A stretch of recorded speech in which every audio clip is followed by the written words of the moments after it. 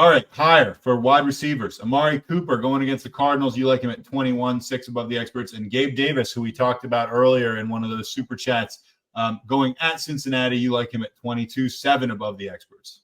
Yeah, 25% and 24% target share for Amari Cooper with 50% catchable rate. I know that seems like, oh, half his catches. It's actually pretty good when you're factoring PJ Walker there. And he's ultimately been a solid wide receiver over that span. And then a 38% target share. Sorry, 25, 24, 38 is what I meant to get to. Is this last week he really dominated the share. And he put up 15 points in 2 of those last 3 games. So top 24 wide receiver in 2 of those 3 games. But he's being ranked as a fringe top 30 guy.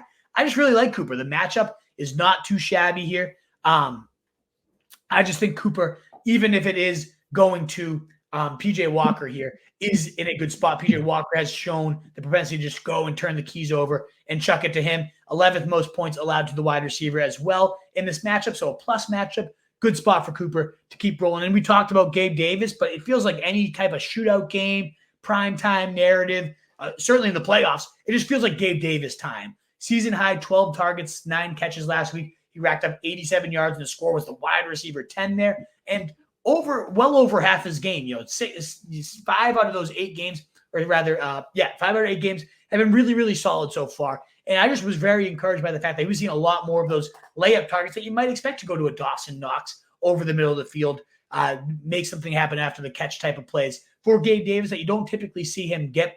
He's been much better at home than the road, so that is a caution. It's a split, given that they are in Cincinnati this week. So it is a tread with caution situation, but the blow-up potential is just way too much, in my opinion, to pass up for Sunday Night Football. And on the lower side of that, I actually do have Gabe Davis. It's a natural transition here, Truth, so not to steal your thunder, but T. Higgins, I have a little bit lower than Gabe Davis on the opposite side of the ball. It's been a similar middle-of-the-road type of matchup, 18th in points allowed, but it's more so that we've seen Gabe Davis, again, 5 out of his 8 games have been solid. T. Higgins, we have 1 really good game on record, and that was in week 2. Since then, 3, 3, and then 9 points. Now, 9 points last week, we can't discredit that. He looked healthy as he's looked all year, and especially the fact that Burrow looked as healthy as he's looked. He was mobile in the pocket. He was extending his chuck it deep. It seems like a matter of time before T. Higgins and him just kind of explode and have that connection. And maybe that does happen against the Bills, who are now really injured in their secondary. They traded for Khalil Douglas, though. They have had a good secondary throughout the year. And Higgins has kind of worked his way into, I'll believe it when I see it, given that he was the wide receiver 3 in week 2, and he hasn't been outside. Last week with 9 points was the wide receiver 41. And so we really just have not seen it. He kind of goes more into that, I'll believe it when I see it. And I'd rather have Gabe Davis personally this week. I agree with you. I'd rather have Gabe Davis. I really hope you're wrong about Higgins. You're making a lot of picks that are not favorable to my game this week, and I really need to win it. Zay Flowers. In my face on our recap this week when I'm wrong and your team goes completely bananas. T. Higgins really good. And that's the type of one that is not going to go. I like the face. Like T. Higgins has 30, and you clip me saying I'm a little bit lower on him. Like that could absolutely happen. There's no doubt about it.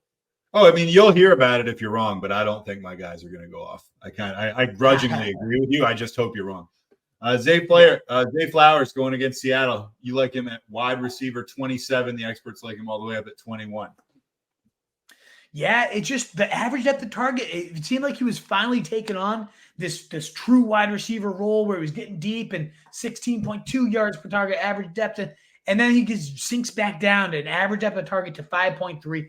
Back-to-back weeks now with really just questionable usage. At the very least, yeah, he does have 4 more catches in 6 of 8 games. So you got that okay PPR floor going on, but it's just a weird role where they're just kind of drawing up these screens. And I like that he's so involved in the offense, but I wish that we were getting that role where he was for a couple of weeks there. It was finally, okay, we're using Zay Flowers as a true NFL wide receiver. And he can run a route he can get open at every layer of the field. He just has been largely underwhelming in half PPR.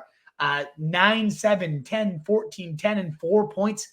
Yeah. It's been okay, but people locking him into this top 21 ranking, he's only been above the 21 wide receiver twice out of his 8 games so far this year, and he's never topped out higher than 15 on the season in terms of wide receiver rankings. So I I don't know. I feel like he's getting a little bit aggressively ranked. I think the Seattle defense is also, it looks like a great on paper matchup. But over the last 4 weeks, when they've had both their starting corners healthy, they've been really tough and locked down on wide receivers. Even Jamar Chase didn't top 12 points against them. So I think with them healthy, with this role just not being great for Zay Flowers, he's a little bit closer to a bench than a start for me. All right, Hail Mary, you got Demario Douglas in all caps with 4 exclamation points after it. And then you got, as a follow-up, you have Khalil Shakir, who's 4% owned. Yeah, both these guys I mentioned on the waiver wire show, but just to reiterate, Douglas, 84% of the routes, 77% of the snaps, 22% target share, team high 7 looks this last weekend. That was with Juju there. And now you lose Kendrick Bourne. Devastating for us Patriots fans. He was really cooking. Douglas then went up to 24% targets per route on the year. He's going to be the clear pass receiver 1, and he gets the best matchup, the most points allowed to wide receivers, especially schedule adjusted as well. The Commanders are getting dominated. They run man cover rate at one of the highest rates in the league, and they have really bad corners. A recipe for destruction there, and it's been happening all year. So I think Douglas is in an absolute smash spot. And then Shakir, we mentioned team high, 92 yards last week. That move to 3 wide receiver sets with no Dawson Knox really, really helped him out and boosted him up with that 72% of the routes, 6 targets, 15% share, or six targets there, and 6 catches. He caught them all. So really, really solid 15.2%. And with the Bengals allowing the 3rd highest receiving percentage to wide receivers, I think Shakir could definitely be a toss in your lineup flex play. What is up, you fantasy wolf? Thanks so much for tuning in. If you haven't already, share your thoughts in the comments, check out some more videos, and join the newest Wolfpack by subscribing below.